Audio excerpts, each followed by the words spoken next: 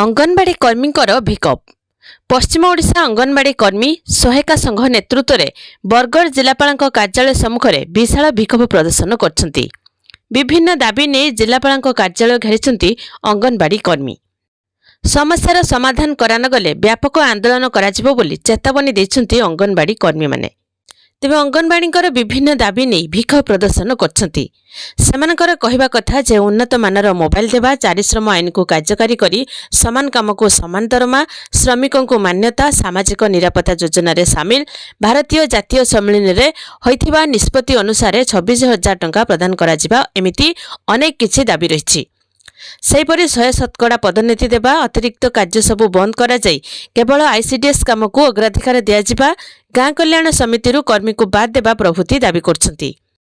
तेबे विशाल शोभायात्रा रे बाहरी शहर परिक्रमा करी जिलापाल कार्यालय सम्मुख में पहुंची भिक्ष प्रदर्शन करछंती।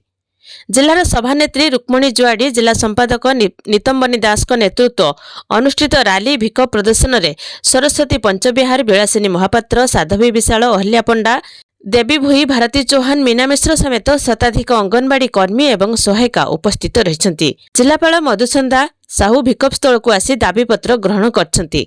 ए सब समस्यार समाधान करान गले पुणी आंदोलन कराजिबो बोली चेतावनी दैछंती।